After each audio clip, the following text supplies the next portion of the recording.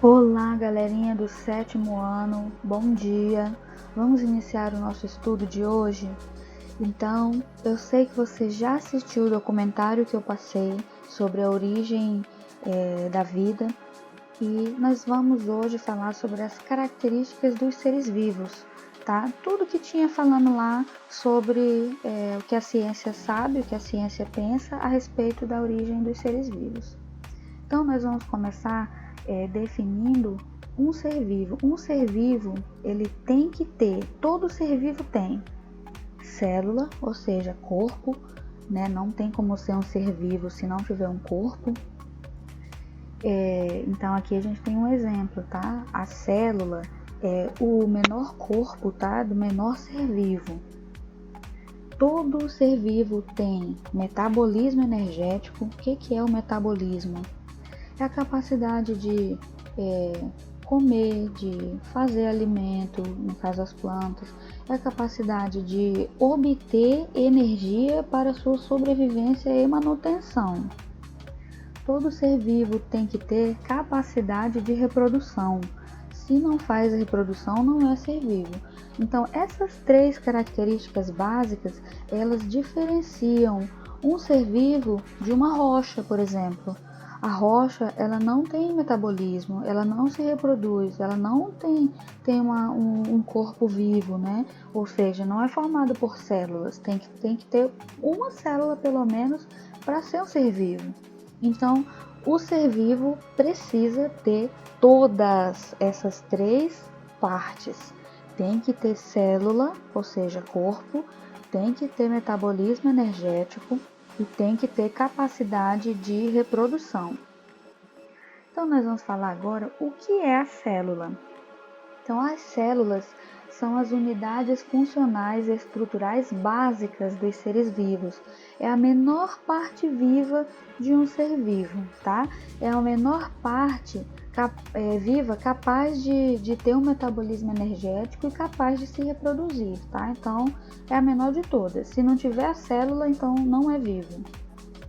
Vamos falar então sobre o que é a citologia. A citologia é o ramo da ciência, a área das ciências biológicas que estuda a célula ao nível de sua constituição, sua estrutura e seu funcionamento. Então, o ramo da ciência que estuda a célula é a citologia, tá?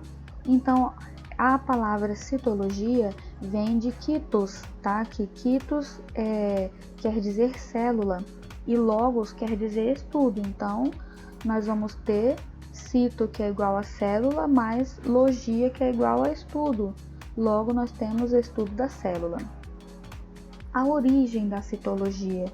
Então, Hans e Zacharias Janssen, no ano de 1590, inventaram um pequeno aparelho de duas lentes que chamaram de microscópio. Então, essa é a estrutura que eles inventaram. E eles utilizavam uma vela para poder observar coisas muito pequenas. E Robert Hooke, em 1665, observou os espaços vazios de uma cortiça, os quais chamou de célula, que ele quis dizer que era uma pequena cela. Então, o que o Robert Hooke observou? Ele observou como se fosse, não tem a rolha que vem na garrafa? Então, aquele pedacinho de madeira é uma cortiça, tá? Então, ele observou uma casca de árvore e aí ele viu que essa casca da árvore que ele olhou tinha vários buraquinhos, né? Que ele chamou cada buraquinho desse de cela, né? Que virou a palavra célula, tá? Então, aqui na cortiça já estavam mortas as células, mas a estrutura membranosa dela ficou viva ali, tá? A parede celular que ela tem ficou existente ainda na madeira. Isso acontece muito, tá? E foi possível ver que tinha espaços, tá? E ele chamou esses espaços de célula. Os seres unicelulares. Rapidinho, gente. Antes da gente falar sobre os seres unicelulares, a gente precisa compreender que a citologia ela só foi possível a partir da criação do microscópio. Então, sem microscópio, sem citologia, porque a célula não é possível de vermos ao nosso olho nu, né? Nós necessitamos de um equipamento óptico que nos auxilie a enxergar o que os nossos olhos não conseguem ver, que são os seres unicelulares, tá? Então, os seres unicelulares, eles têm o seu corpo formado por apenas uma célula, tá? Vamos ver aqui um exemplo. Todos os germes microscópicos, bactérias, todos os seres do reino Monera, tá? Todos os seres do reino protista, alguns fungos, todos esses são unicelulares, tá? Tem o seu corpo formado por apenas uma célula. Nós vamos ter também os seres pluricelulares, tá? Esses seres têm o seu corpo formado por muitas células, tá?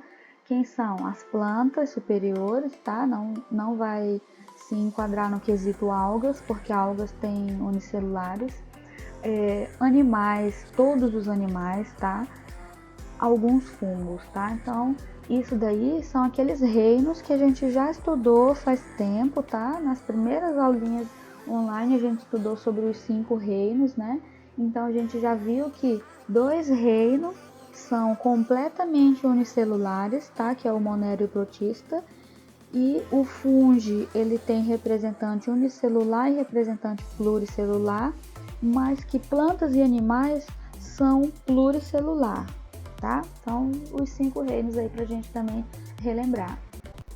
Nós vamos ver agora os tipos de células. São 2 tipos básicos, tá? Vamos ver quais que são as procariontes, tá? Vamos ver quem são as células procariontes. As células que não possuem membrana nuclear nem organelas em seu interior, o material genético fica espalhado. Vamos ver quem é. É a bactéria, tá? Então, são os organismos procariontes. Vamos observar aqui nessa bactéria que a única coisa que ela tem no seu interior do seu corpo é o DNA, tá? Todo espalhado, e essas bolotinhas que são ribossomos, tá bom?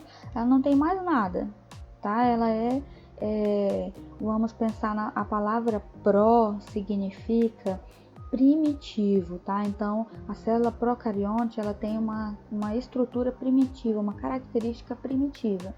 O outro tipo de célula que nós temos é as eucariontes. A palavra eu significa verdadeiro, tá? Então, nós vamos ver células que possuem membrana nuclear, organelas em seu interior, e material genético fica protegido dentro do núcleo. Quem são? Um exemplo é a célula dos animais, tá? A célula que tem no meu corpo, no seu corpo, é eucarionte, tá? Então, nós vamos ver aí no tipo de célula, né, o que significa essas palavras, tá? Eucarionte, procarionte. Vamos ver aqui na procarionte. A palavra pró, como eu falei, significa primitivo. Para a gente entender melhor essa palavra e internalizar essa palavra, né, na nossa mente, nós vamos pensar também que a palavra pró, ela pode significar ausência, sem, não possui ou falta, tá? Falta o quê? Falta o carionte, tá? Que significa carioteca. O que é carioteca? Carioteca é a membrana nuclear, ou seja, é o núcleo. Então, vamos agora fazer uma associação dessas duas palavras aqui que a gente aprendeu agora. Primitivo, né, de carioteca, ausência de membrana nuclear, sem membrana nuclear, sem núcleo, não possui membrana nuclear ou núcleo, falta membrana nuclear ou núcleo, tá? Então é isso que significa procarionte. Vamos ver agora o eucarionte. Como eu falei para vocês, a palavra eu significa verdadeiro.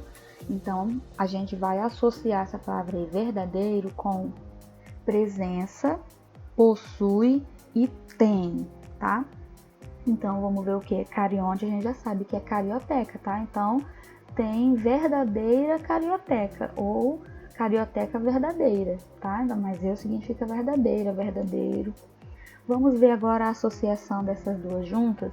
O que significa então eucarionte? Significa presença de membrana nuclear ou núcleo, né? Possui membrana nuclear, possui núcleo. Tem membrana nuclear, tem núcleo, tá? Então isso que significa procarionte e eucarionte. Agora nós vamos para a nossa atividade.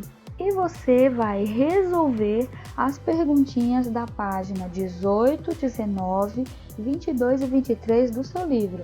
Terminou de resolver? Tira uma foto e envia no meu WhatsApp para eu poder te avaliar. Até a próxima, pessoal. Tchau, tchau.